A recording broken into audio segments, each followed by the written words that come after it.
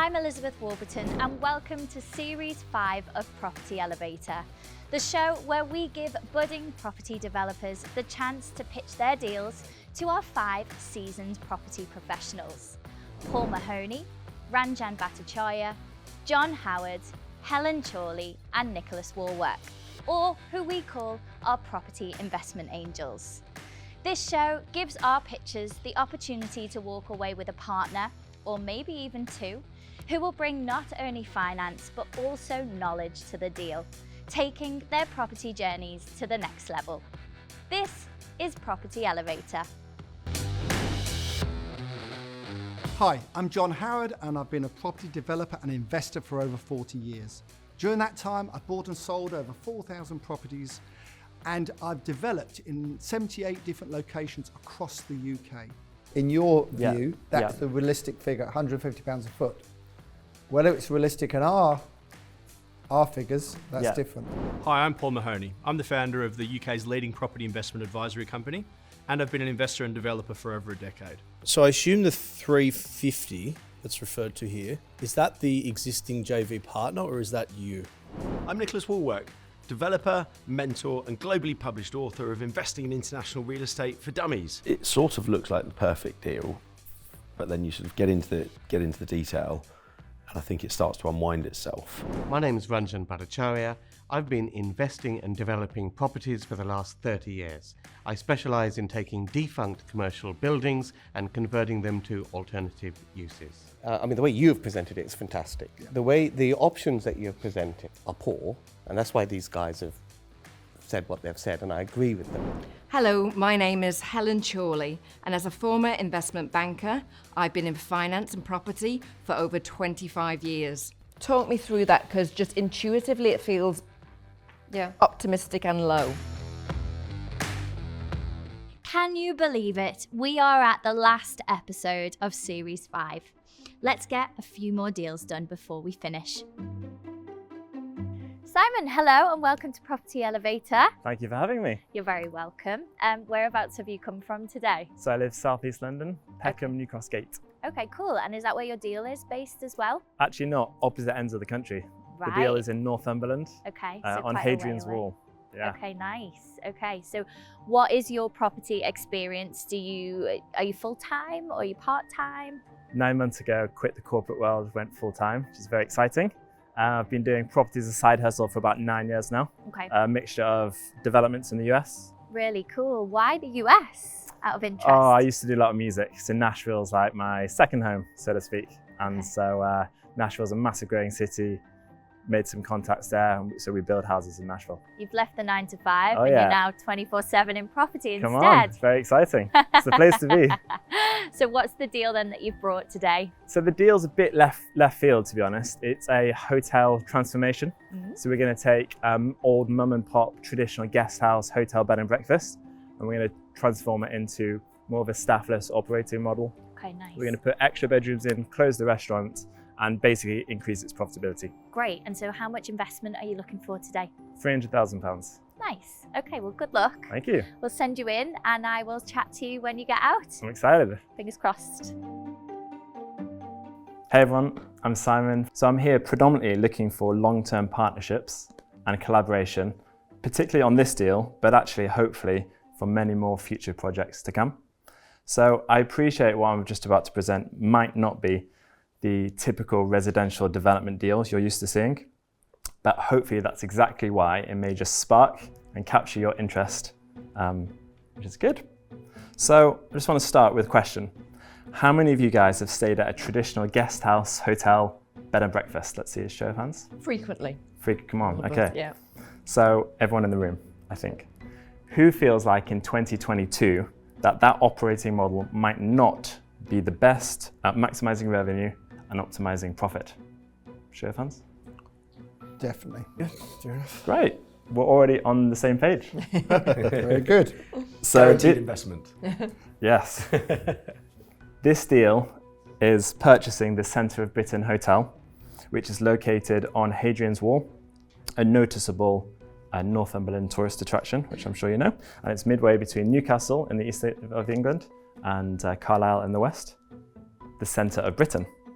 So it's 9,600 square foot of historic buildings with 12 hotel bedrooms. They're in good condition and with an established trading history. It comes with an in-house laundrette business and a small vacant commercial shop front as well.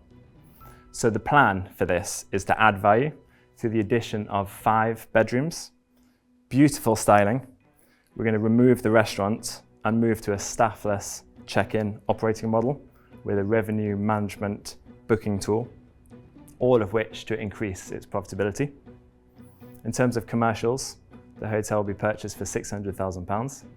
We'll spend £135,000 converting the rooms into bedrooms and on furniture, and the GDV will be 1.15 million. Today I'm asking for £300,000.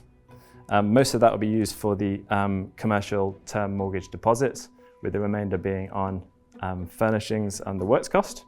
And I'll be putting in the balance, which is circa £80,000. I think skin in the game's good. So what am I offering? Offering 50% ownership, so it's a joint venture deal, 50% of the SPV. In terms of financial exit, so we'll conduct a cash out refinance, and then we'll hold the hotel long term to enjoy profitability into the future. This is an 18-month time frame to the refinance. So we'll spend 3 months doing the improvement works. We'll spend 12 months operating the hotel to get a fresh, clean set of good, attractive set of books. And then we'll spend another 3 months on the refinance process. I've supplied you guys a pack of information. I'd love to open the floor to questions and discussion. Thank you very much, Simon. The first question I would say, ask, is this grade 2 star? Yeah. Okay.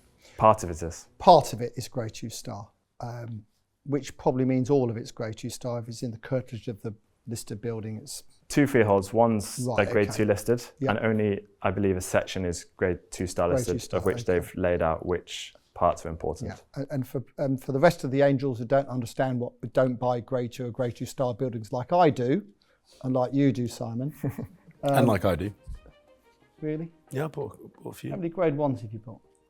No grade 1s, No. to be fair. Several grade 2s. I've bought a few grade 1s and probably regretted it. But grade 2 star's okay. It just means that, you need to go into more detail and more, probably any planning permission that you put in requires a history of each room of the building from when it was first built. Yeah. And that's, yeah. And listed building and that's consent Historic application. England are involved in that process. So that's just more detail required, more time to get permission, but it shouldn't really put any of you angels off. Now you understand what grade 2 star means. Well, he won't need permission because he's running it as He C1 use. He'll need listed building consent But to he's do not- any work. To do the He's only- extensions. You any will, works. you will, but it's light refurbishment, I presume, isn't Even it? the colour of the rooms, the externals and the internals have to be agreed with Really, the colour of them? Historical England. Wow. Yes. We're not planning to do structural works. No. We are planning to reconfigure rooms. But you'll still need permission, which is not. I'm not trying to put a spoke in the wheel at all, Simon. I'm just making sure that, the less experienced angels know. Yeah, and I've looked into this a bit, and there's 2 rooms. There's 2 rooms which have the grade 2 star listings of this is important, this is important. Yeah, but the whole building. But I understand that, and you're absolutely right. That's why it's grade 2 star. But the whole building is encompassed in that.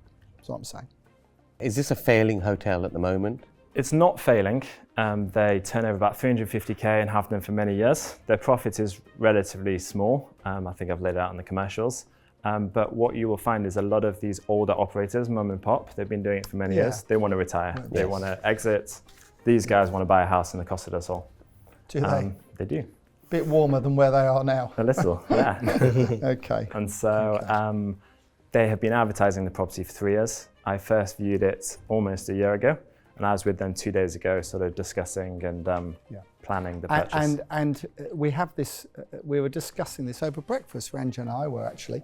We did have breakfast together, didn't we? We do. Was that on occasionally, opposite sides of the room? No, we actually sat down together. But interestingly, what price is it on the market for at the moment? It was on the market initially at £1 million, and it has come down over the years. Yeah. And it is advertised at 600,000. So what do you think you can buy it for? I've put 600,000 to be conservative. I think I do believe it is worth that, to be completely honest. So obviously I'll try and negotiate harder once it comes to actually physically securing. So you've got the experience, Simon, that some other people who come to see us don't have. So what we find at the moment is that people are almost embarrassed, and we were talking about this earlier, almost embarrassed to make a lower offer. Oh, well, that's what the agent wants. That's what they say. Who cares what they say they want? Yeah. It's especially as getting into a tougher market. It's all about what you can buy it for, and that's what Ranjan and I were talking about earlier. I think one of the interesting things you commented on was the GDV of the property. Now, GDVs of hotels are a different kettle of fish, really. It's all to do with cash flow, occupancy, all of that sort of stuff. So that will take some time to establish, will it not? It will. So I've put in 12 months of getting a whole clear set of books and therefore a strong EBITDA. I have spoken to a number of estate agents who sell and specialize in hotel sales, mortgage brokers who specialize in these deals, actual commercial lenders who lend on these deals. And I've tried my best to speak to actual valuers, of which is very difficult to get people on the phone. The best of my knowledge, I believe that 10 times EBITDA, earnings before interest, tax, etc., is a strong valuation. It's equivalent to 10% net profit yield. So I do think that is realistic. So that's how I've reached that valuation. Have you spoke to the vendor? Are you in direct contact? Yeah, I was with them 2 days ago, yeah. This sort of project, I feel, is if you structure it as a lease option. Oh, why do you have to always? No, hang on a minute. Let me I think it's the perfect way of doing it. The guy has not sold the property in 3 years. They want to exit for a lifestyle reason. They want to go to Costa del Sol. There hasn't been another buyer. They need the money to go there. No, but hang on. You offer a little bit of money now, but you offer the lion's share in 18 months' time when you're able to revalue at that GDV. That will reduce the cash injection on the deal. So I love that. And if you guys aren't interested, what I'm planning to do is create a creative structure with the owners. Okay. And probably buy 60 or 75% of the limited company holding the freeholds at this point, and then buy the rest of it in 2 years' time. Probably need the other way around. You probably only need to buy 25% now, because they've clearly got time on their hands. Their retirement is based on this sale. Yeah. Buying into companies, the due diligence required it'll cost you 30 grand. Crazy. And if there's something happened 5 years ago, someone fell down the stairs, it wasn't their fault 5 years ago, suddenly they get sued for it for £1 million. Honestly, buying companies is a dangerous game. Okay. Unless it's a fresh genuinely SPV. dangerous game. Thanks, that's good advice. On the refinancing point, I think it's important to note that you'll probably not be able to refinance this after 12 months on the income. You almost certainly need 2 years accounts. And that's why the lease option could be really the only way to go, because otherwise you're buying it, you're burning all your money, you can't get anything out for 2 years, it just drops the ROI right down.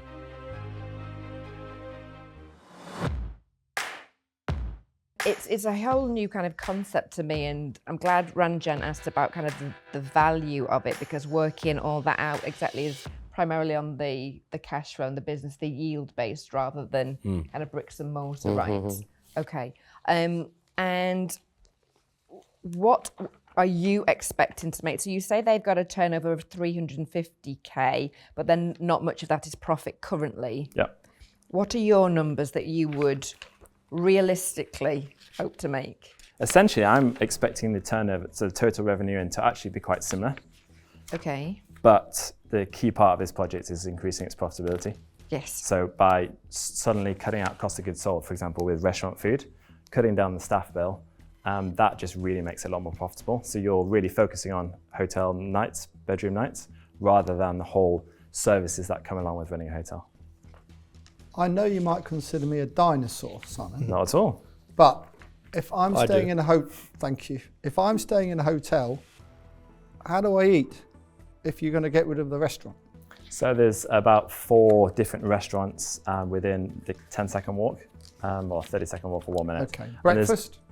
So I've considered, and I've put in the financials here, partnering with the coffee shop opposite and just offering a coffee croissant sort of deal. There's literally immediately opposite the hotel.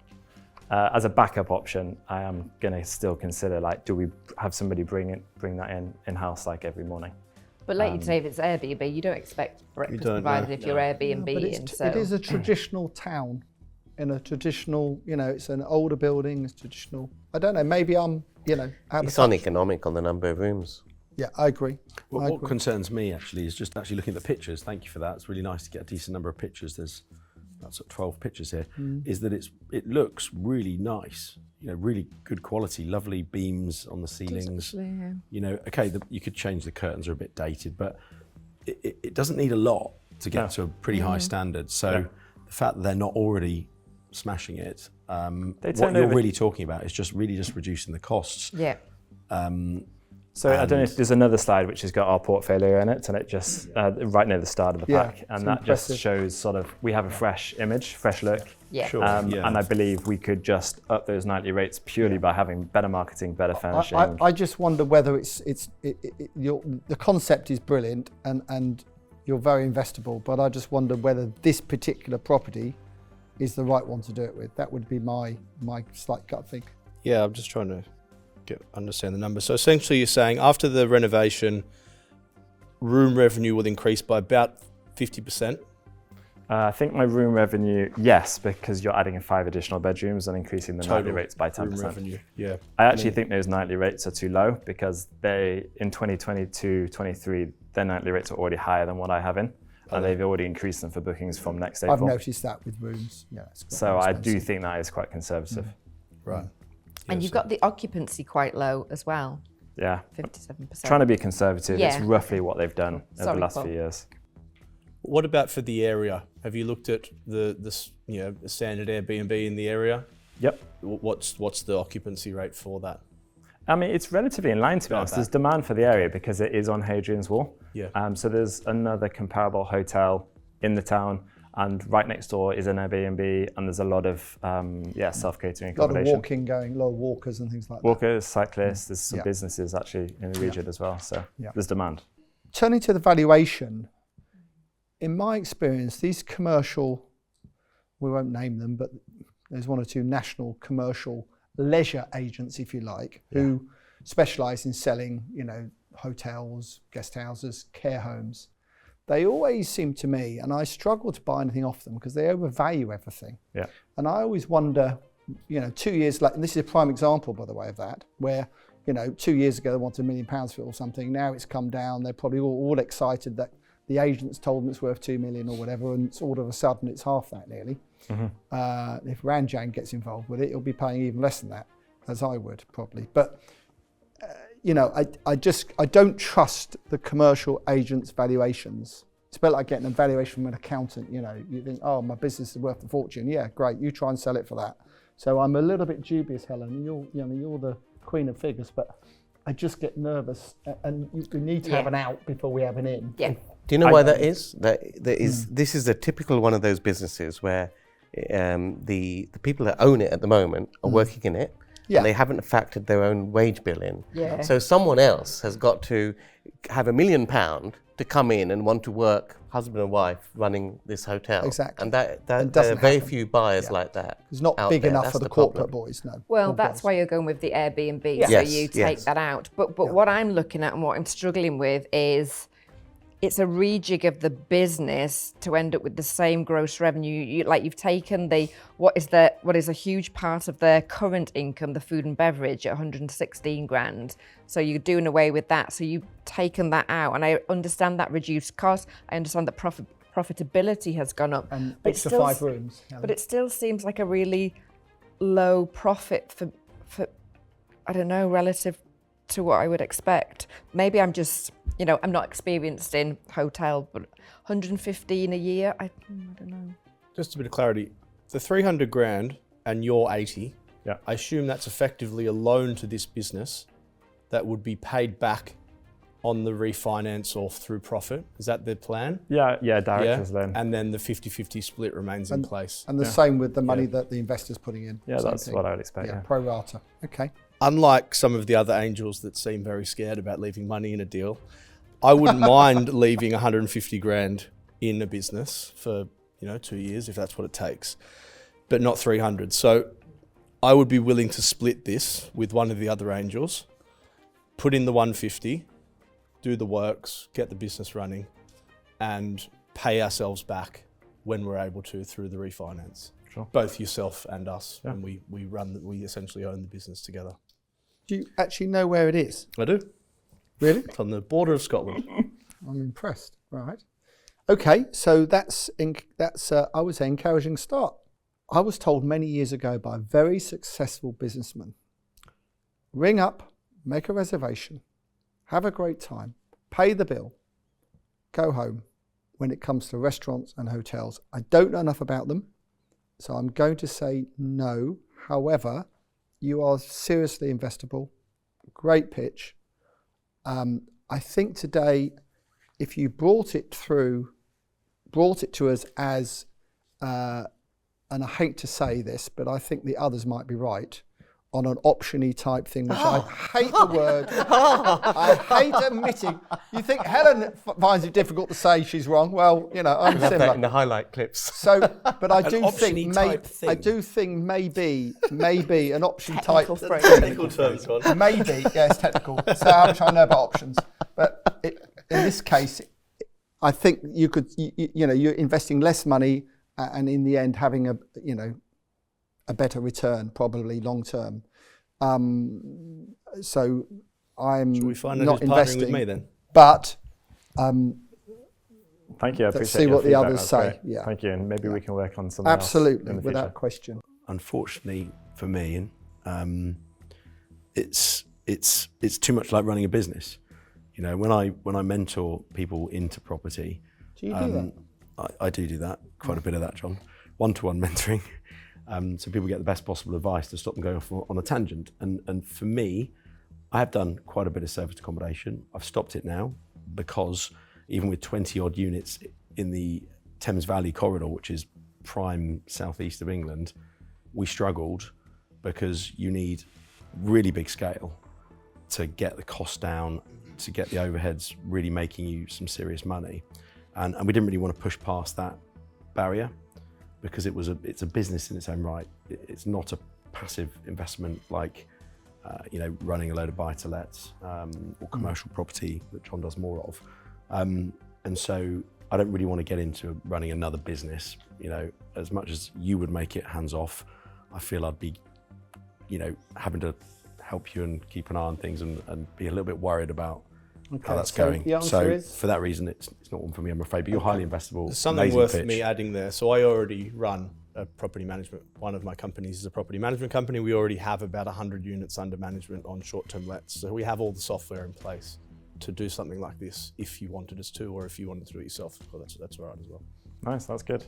Yeah, we've very easily plug into that model we've already got. Yeah, I like it. We own 16 short-term rentals in Florida and Kent, Cotswolds and Northumberland already. So we have some element of structure, but we're still trying to kind of establish more, more streamlined ways of doing it. Push through point, and I completely appreciate that's your whole business. Yeah, I do think the sort of automation of this mitigates some of what Nick just said. Yeah, the scalability. You don't necessarily need the scalability when there's no need for anyone to be on site. And that's someone needs to check the cleaners that there's any damage. You know, the cleaning element is huge. Okay. Having eyes on the ground is a big risk. Okay, so it's not one for me. Finally, after not all for that, me. I did say it's not for me. It's not for me. Okay, Helen. I'm still thinking. Okay. In this game of Monopoly, I'm still on the greenhouses rather than the reds. It's a business. It's not really my bag. I like to invest in stuff that I can add value to. If Paul ends up being the only bidder, he may actually be able to achieve his aim of doing 150 by doing a lease option type structure. Yep. So that may still be an option for you, but I won't be able to add anything to it beyond the investment. That's cool. Thank you. Okay. I am certainly interested.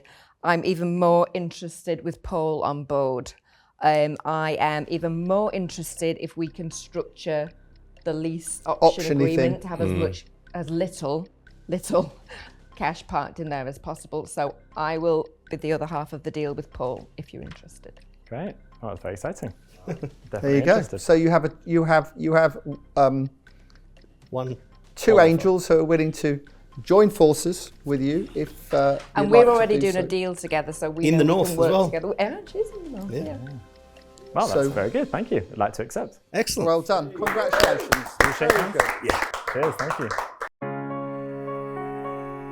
So, Simon, judging by your face, it looks like good news. Great news. Excellent. Tell me what happened. We had a really good pitch, and we had really good discussion and conversation afterwards, and I suppose the outcome was 2 of the angels are wanting to invest. Amazing. Can you tell me which ones? Yes, Paul and Helen. Helen. Yeah. Okay. Wow. You look surprised. Well, that's the first deal Helen's ever done. Woohoo! So that's impressive. Wow. Well done. I'll take it. Yeah, that's brilliant news. What's the next step for you now then? Well, it's a case of securing the hotel and moving forward with a fast-track plan to get the project underway. Great, and going home and celebrating, of course, tonight. Absolutely.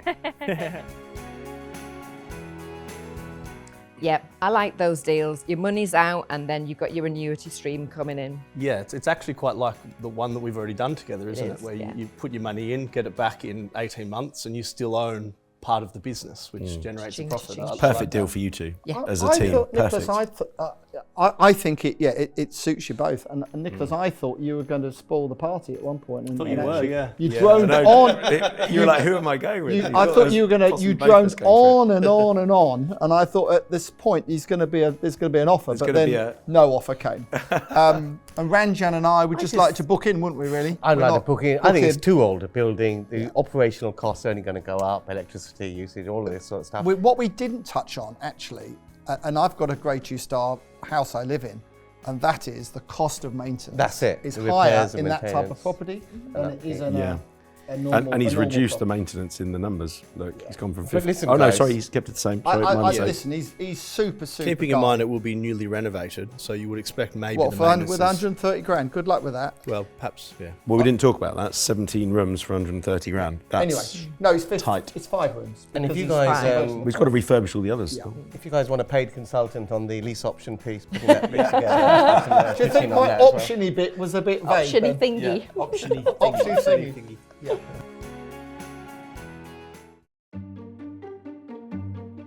Amna, hello and welcome to Property Elevator. Thank you. How are you doing today? Doing good, not bad, thank you. Good, good. Where have you travelled from? Birmingham. Okay, and is that where your deal is for the It Angels? is, yeah, so it's literally on my doorstep. Oh, excellent. Tell us a little bit more then. Okay, it's an existing building that we're looking to demolish and rebuild an 8-storey building. It's a combined use of commercial unit and residential, so block of 14 apartments. So yeah. Excellent. And how much investment are you wanting today? In terms of build cost, total build cost, it's just over 3 million. Okay. And going by what you're saying, you sound like you already have quite a bit of property experience. Is that right? I do, yeah. I've been involved in property since 1999. Okay. So I'm a landlord, landlady. I do different, few of the strategies, but development really caught my eye over the pandemic. So I've been sort of indulged with educating myself, and just literally want to just throw out my knowledge base into experience.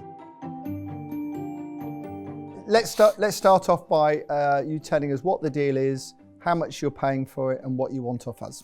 Okay, so it's a property on my doorstep in Birmingham, and in Birmingham city centre. The total build cost, including purchase, is 3.3 million. Yep. Currently, it's been it's a distribution warehouse, like it's previously been a retail, Class C. It's been out of function for more than 2 years for sure. And what the plan is to demolish the whole site and literally rebuild 8-storey building, which comprises of commercial unit for sake of planning, but also 14 apartments, 2-bedroom apartments, which will sleep potentially 4 people. And the expected GDV on that? 4.4 million. Does that include the commercial? Yes. And what proportion of that is the commercial? Roughly? In terms of square footage, square meterage, it's actually, the commercial is 23, 24 square meters. Yeah. Each floor is averaging, actually it's 151.82 per each floor where the apartments are. So 2 apartments per floor. Yep. totaling 151.82 square metres. That's fine. And that's net, by the way, so that's taking into account corridor space and what Excellent, have you. thank you. You're going to get on well with Helen because your numbers I am, are honestly. 3 decimal places. I love This it. is- I'm this is literally Very impressive. The other making me thing, giddy. if I may ask, is are you intending to rent the ground floor out rental-wise, or how have you calculated the value of that? One of the pages illustrates sort of like, obviously I've got an illustration You have, of all yeah. the costs, sort of the main Yeah. points. Then the next page basically breaks down how Yes. I've got to those figures. On that second page where the yellow lines are, Yep. I've actually illustrated option A. So if I was to go down in terms of the apartments, do an AST, what the rental potential is per Yes. year, but also I've factored in, I think it was 3,250 a month for the commercial rent. So I was thinking something like a co-op, for example, you could take that on. Funny enough, I'm just buying one of those at the moment. In Birmingham? No. Okay. So that was the view. So that's option A. Okay. The other option is B, where sort of mixing it into my experience recently with service accommodation. So effectively renting them out to contractors. Yep. Be it nightly rate of £30, which is 120 a night, if we could fit 4 people in. Equally, /£110 per night for the leisure stays. Staycation is on the rise. Air flights have probably doubled, trebled. I know Birmingham is not the prime location for leisure stays, but because where it's located, there's still demand, because I've done the checks on certain websites online. Yeah, So the commercial unit on the ground floor would definitely be looking to rent that out as well on the same price, 325 a month. So ideally you'd like to keep it. Absolutely, yeah. Would you consider selling it? I haven't thought about selling it. I'm not going to say yes for the sake of just pleasing the ears, but I'll obviously be open to your thinking behind that. But I haven't thought about it. But as it stands, it would be the whole 8 stories would be to rent out. What about making it all residential? I thought in terms of, because previously it's had a pre-application for planning at the Birmingham City Council, I thought it would be perhaps easier to get through in terms of planning if you combine the use. So downstairs, ground floor, you have commercial unit and the rest residential. So when I'm physically on that street, on that road, I can see clearly, even across the road, literally across the road from this building, that's exactly what someone's done. And I think, off memory, I think it's a cafe or a small off license. So I can see why they've done that in terms of sort of engaging my knowledge base there. I think that's definitely worth looking at. Yeah. I was quite heavily involved in a development 2 blocks up from here. Okay. And that's all residential. The street is changing substantially Yes. and quickly. It is. To residential. To residential. residential. This was Okay. previously light industrial. I own 2 flats on this street. Okay. It was previously light industrial. It's now going very much residential. As I say, the development I was involved in just up the road is 130 flats, and that's fully tenanted now. So, there will be demand for retail, but if you could get away with having residential on the ground floor. Well, it's interesting, Paul, because I'm involved more on a consultancy basis on 130 flats further up in Digbeth, and they're insisting we have some commercial on the ground floor, but that might be because of the size of it. We have to look at your planning consultant will advise you on that. Mm-hmm. Yeah. That's another question I had with regards to the makeup of the flats. Is there a reason you didn't go for 1 and 2 beds? I did consider 1 bedrooms, but I was thinking more in terms of sort of what I propose to do in terms of my option B. Mm-hmm. 1 obviously limits to 2 people. Obviously 2 bedrooms where we have the meterage space, the floor space, we can actually entertain minimum 2 people because 2 bedrooms, so maximum 4 people. In line with my exit strategy in terms of service accommodation, you can comfortably apply 4 people per apartment based on 2 bedrooms for sure. You can do that in a 1 bed though. Put a double bed in the bedroom and fold out in the lounge. You can, technically speaking, and I think that really works well for the leisure stays, but if you're targeting contractors, they are very particular from my experience that they want beds, comfortable beds. Yeah, fair enough. So I certainly agree with what you said. There's definitely short-term let demand in this area. Yeah. I currently manage 30 flats on this street. Amazing. On the short-term let and own 2 of them. Okay. So there's definitely demand. The Commonwealth Games was crazy for short-term lets just recently, but that's gone now. However, there's a stat that says that, well, there's historical evidence of any location that has hosted a Commonwealth Games, the average property price growth in that city, in that location, has been 14% in the following 12 months. Just for a 6-week circus? Wow. Yeah, because of the amount of inward investment that comes from an event like that. Yeah, and the publicity and the tourism and everything. So the reason I ask about maybe splitting the back units into 1-beds is more so from a value perspective. Okay. You've got the 2 beds at about 280 each. Yeah. The 1-beds would be worth about 200 each. Okay. So you're adding about an extra 100 grand per floor, which adds to the GDV pretty substantially. Of course, yeah. No, I'd be open to that for sure. Of course, yeah. Can I not? I don't want to burst your bubble, you two, but the planners will insist on a mix. Yes, of course. 2 beds at the front, 1 beds at the back. Yes, 37 square metre 1 beds. They do. I think they're pretty strong on the mix and what they want. That's in my experience. It is a mix, but I mean, they may say if that anything, that's a better they may say that 37 square metres isn't enough. They want bigger one. They want slightly bigger 1-bedrooms and things like that. So you know, in the ideal world, you're absolutely right, both of you. But in reality, Birmingham City Council, you just have to bear in mind you've got to work with them. I think there's flexibility because they're decent sized 2 beds, 76 square metre 2 beds. Yeah, they are. They're decent. Yeah. You could you could pretty easily put the 1-beds at the back. You could with that exact same layout, but just cut one of the 2 beds in half. Yeah, I like the sound of that in terms of how you've backed it up with numbers of 200k for a 1-bed, obviously doubling that for the same space, you know, so that's music to my ears. And that's what we mean about being able to make the deal fitter, you know, margin, getting a better margin sometimes by reworking it a little bit. What's on either side of this? On the left of the building, we've got a massive complex which they're building in excess of 100 apartments. They've made some really, really good progress, and it's actually quite higher than the 8-storey, which is great in terms of potential planning seeking. So the current view of that is now actually higher than what you're proposing. So the picture at the top right-hand side, on the left of that building that I'm proposing today, there's in excess of 8-storey building, and they've got over 100 apartments that are being built at the moment. So there's lots of scaffolding outside currently. The good news is, in terms of demolishing the building in white, is that it's actually not attached to that new building. However, I wouldn't like to say it's actually attached to the building on the right-hand side where you can see the vertical grey cladding, because I personally think it's not attached. Where you can see sort of on the right-hand side the paintwork, it actually overlaps, the paintwork overlaps and the plastering onto the next door building. There's always going to be what's called a party wall agreement that has to be made between next door, that's what it's called, next door neighbour, to just agree everything you're going to be doing, because you're going to be knocking down the building very, very close to them. So the guys have suggested a kind of slight tweak. Paul suggested, you know, with the mix. What does that do to the numbers? Do you know? Yeah, it's a good suggestion. So currently, sort of plan B would be to mix, not necessarily the use, but mix the number of people, bedroom apartments. Yes. So for example, if we did 50-50, let's say I did 7 2-bedroom apartments, and I suppose 7, I'm going to say 8, because with the ground floor, if I got rid of the plan of a commercial unit, so that's 8 1-bedroom apartments.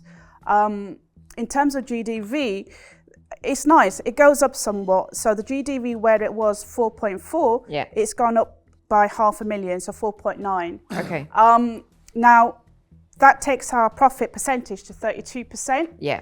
Now, what I've done is that I've also worked out a figure in terms of what maximum build cost I can not drop to, but increase to, in additional to my contingency of 10% that I've applied. So with that in mind, if I was to increase my GDC to 3.4 million compared to what I proposed in 3.3 million, I would still have a healthy profit percentage of 30% based on the 4.9 revised GDV. And that's a great example of where the angels can add value, you know. So you bring a deal in that's average, to be honest with you, and now it's looking a little bit better, which is great. So Nicholas, what are your thoughts? the point I'm trying to make is one of my concerns, and one of the risks of this site is that it is really right in the middle of this sort of regeneration area. It is really regeneration, Nicholas. Which and will be the whole great. road is changing. Which will be amazing in 4 years' time. Yeah, we know the but road. What's the sequencing of these sites? Are you going to be on a building site for the next 5 years? So there's That a little is the bit risk. something That is there the to risk, just yeah. be aware of at least. Yeah, sort of. I'd say probably about half of this street is already redeveloped. Yeah. Okay. And this is probably this is about halfway up the street, isn't it? This is, so if you're coming from, so you've got some developments there. With it, yeah. So from Mosley Street, it's sort of a third way down. Yeah. I'm a bit concerned about the sequencing of this because it's going to be a building site for a long time. And particularly on the right-hand side, I think on page 11 of your pack, you've got a Huge. proposed building. Has that been actually given permission? Or is that an indicative design? Because obviously, I think the rear of your flats are reliant on there being open space to that side for your lighting, your natural light to work. On the left. I'm talking about the other side. I know you've got a little bit of space because you're making the L shape. I'm just saying if the building next door doesn't redevelop to this plan, okay. because you're reliant on overlooking on their garden really for extra light I mean, to I make think- it nice. yeah. But I suppose I if just this wanna know gets where that was planning firmed. approval, they wouldn't get planning approval for No. anything next to it that would block out Block those it out, windows. no. Yeah, Exactly. That's very true. I was going to say that, but I don't know how accurate that would be from my application process. I think that's fairly accurate. But I don't First think mover advantage and not this. But one. I do know from personal experience that, for example, not on this scale, I don't know if the principle works the same. So if you've got, let's say, 2 semi-houses and 2 semi-houses, and one extends, First. and then perhaps the one that's next door as a semi might not get that planning because of this one's got there first. You That's know? true. So, That's why I was asking what stage is that one at. But One- I know when I did some, I tried to do as much research on the planning portal for Birmingham, obviously. Nothing came up. No, Okay. For next door. I don't think the planners will allow, that to happen. So at the end of the day, this is subject to planning deal. We Yes. found out, which is much more, Yeah. much more Yeah. interesting. You casually mentioned that about 5 minutes ago, and actually, that to me is the big pitch. critical. That's critical. That's Yeah. a brilliant thing to be able to buy it subject to planning, especially with all due respect to some of these larger councils. And Birmingham City Council is the largest council in Europe, by the way. And they have been under huge pressure in terms of the amount of stuff that's happening in Birmingham at the moment. They're really well behind in time-wise to get these developments, get the approvals through and everything. I know that from personal experience at the moment.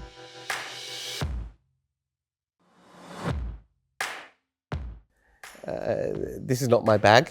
If we could just do a quick lick of paint and flip it back on the market, that would be my Would you proposition say it's a to bit you. too sophisticated for you? I wouldn't say sophisticated. It's not my bag to do new build. So, but I think you're great. If you've got any PD schemes in the future, contact me later. But for that's the only reason I'm Appreciate it. Thank you, Ranjan. Helen? Yeah, to be honest, I've got as much new build stuff as I really want at the moment, and I know you want to keep them, and I'm kind of concerned about the exit for me there, so it's not for me. But I love you. I love how on your numbers you are. Yes. You've filled me with confidence, so I think you can pull this off. Do you, sort of going on with what you, I appreciate your feedback as well, of course. So if, let's say, the exit strategy was to not keep them and, to sell on, would you then be interested? Would that sort of rekindle your thought process? Because that for me, whether I keep it, of course, acquisition of assets, building on assets and generating cash flow in the interim is great. It's a win-win situation. Yeah. But I'm here to have a win-win situation with you guys and myself. So if that would be something you might look at. Ordinarily it would, but when I look at what I've got on, I look at, I'm my own asset manager, if you will. So I'm looking at what exposure I've got at the moment. And to be honest, I've got quite a lot of this. Okay. So that's why it's a no today, but you're great. Thank you so much. I usually like to wait to the end and We know that. chuck out a little creative curveball. Yes. But there's a couple of angels that I've got a twinkle in their eye on this deal, and I'm feeling overly generous, so I'm going to bow out. You mean you haven't thought of anything creative? And Ranjan, look, Ranjan, this is far too easy for us. We'll leave the traditional developers to go and build a block of 8 flats. That It's too easy. New build 8 flats, anyone can do that. So for that reason, I'm out. Okay. But you're great. Thanks for the great pitch. I'll go next if that's all right. If that's all right, Paul. Go for it. So my position is this: I do a lot in Birmingham. Know Birmingham. Got some great contacts there. So I'm going to make you an offer. But my offer is the following: 75% to me, 25% to you. You put in the money for the planning, but we sell the units when they're done, if that's the best option. So 75 to me, 25 to you. We'll buy it subject to planning. I'll get the whole thing funded. We might decide, of course, that we want to sell the site with planning. We might get more than 8 stories. That's what I'm thinking. We might get more than 8 stories, which I'm sure Paul's thinking the same thing as well. So that would be my offer to you. Okay, so 75-25 in your favour. Yep. I pay for planning. Yep. I'll pay for the rest. Yep, and then it's obviously in a limited company. Yep. Okay, I've noted that. Okay. Thank you so much. My pleasure. Paul. So, along the same lines of what Nick said, so far as being, accepting whose is whose bag. And I've bowed out on some other deals because PD isn't my bag, and some other guys here, it is definitely theirs. This is my bread and butter. I know this area back to front. My clients have invested probably close to 100 million in this area over the past few years. I own property on this street. I can definitely help you maximize the GDV, whether that be through more floors or just getting the highest possible sale value for these units, because I think you have been conservative on what you can get for them. Okay. I know you have, because our clients are buying units on this street. I think this area, I agree with, I know why Helen hasn't done it, and I agree with regards to the time frames and the risk. It's probably not a great time to be doing a new build that's going to take 2 years, but I'm confident this area, of any area in the UK, will hold value. If anything, it might even grow in a backwards market. Brave there. And you can probably pre-sell them now. And that was my next point. I could sell these for you tomorrow. Like off plan, basically. Yeah. Yep. So, for all of those reasons, I think this is something that works. Are you going to better the 75%? That's what I'm thinking. I mean, I know that John doesn't usually share, but No, I don't. think we are the dream team on this development. John's development experience with all the things I've just mentioned from my perspective, I think this works. And especially if you're happy with a 75-25 split, there's enough in it for John and I to make this work. But that would be dependent on whether John's willing to do that or not. Are you going to make property elevator I would be history, happy to John? split what John offered with John, that was my and then next you get question. two angels. I'm not sure I am, Paul, to be honest with you. There's a lot of work involved in this.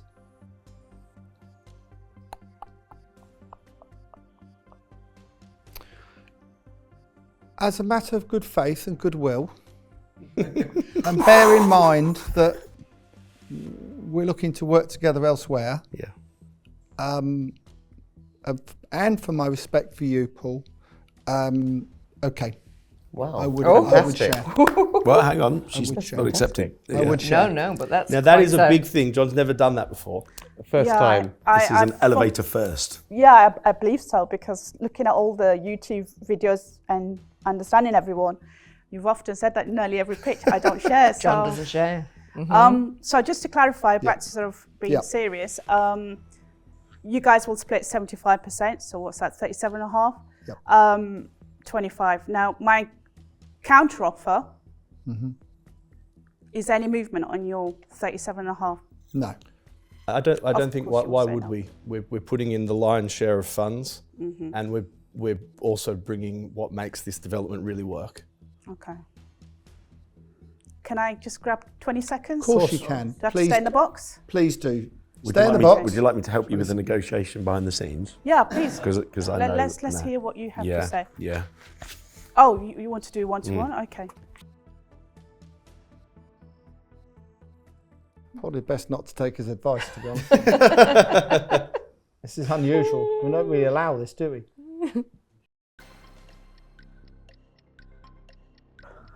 Wow, I am really honoured to, number one, to be here, to be given the opportunity. Equally, I believe in myself.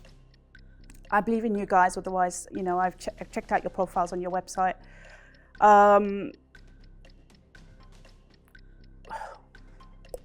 Would you accept 70% split? No. Okay, in that case, I'm afraid I will have to say I accept your offer.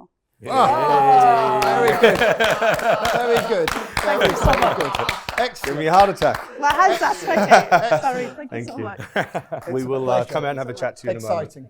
Super. We can make that work, definitely. Thank you so much. We can't say we didn't try. So you were in there for a long time. I could hear a lot of laughing, but it did sound very intense as well. Tell me what happened. Yeah, it was very intense on my part. There was a lot of somewhat giggles on my part too. Which is always good. Always good. It is. Yeah, I'm really pleased. I got 2 offers and I accepted both of them. So I'm delighted to be working with John and Paul. Excellent. John has never shared a deal before, so that's big news. It's first time for everything, eh? Yeah, you Yeah. must have impressed. I'd like to think so, based on the offer. So I am really genuinely excited. I came with confidence. I think I presented it pretty well. Yes, I was nervous, and I'm really appreciative of being given the opportunity. Yeah. And I was saying to I was saying to someone in the background that even if I walked away with 0 offers, and I'm not just saying this because I've had 2 offers, I would take away the value that what I've learned, what they've actually excelled and needed to find out about me and what I needed to do for my next deal. Got 2 excellent mentors and investors there. Thank you well so much. done. Thank you. That's a testament to yourself. Thank you. And good luck. I hope it goes really well. Thank you so much. So, thanks for your help, Nicholas. Well I'm done, not chaps. sure you're a lot of help there. Well, I was trying to make it a bit of fun. Yeah. I knew you'd say no, but I wanted Dad to have a punt, and she had a crack, which fair play to her. Bless her. She did, and you know, Paul's passionate about the area. That's my favourite one so far. You guys are perfect for it. And you know, we're working in Birmingham at the moment. We've got all the planning consultants we need and everything else. And the key to the deal for me is subject planning. Also, the fact that she's happy to fund the planning process. Yeah. So our funds aren't required until we know we can do it. Until you know you can do it, yeah. And I think that's a good lesson for people coming in to see us, you know, is that they need to help themselves a little bit. We're not asking them to put in hundreds of thousands or anything like that, but if they can offer something, it just gives us that little bit of confidence that they're serious about it, and she's, you know, very nice lady. She's very, very fundable, isn't she? You know, really, she'll be great to work with as well. She listened, and that's the other thing, isn't it? You know, we have some people come in, you think, can you work with them? Because even if the deal's good, sometimes you think, well, can I work with this person? And she's got a great sense of humour. And I'm delighted. I'm going to be working with fun. Paul for the first time properly, so that's that'll be fun. I mean, after missing one just around the corner from here not so long ago. Exactly. That was a sore. It was a sore point for us. Yeah, it This was. will make up for it. So sharing today, Sharing caring tomorrow perhaps? Sharing. John. I'm not sure about the caring. Team player now, aren't we, John? Well, that is the end of Series 5 of Property Elevator. We hope you've enjoyed it just as much as we all have here. We look forward to seeing you in Series 6.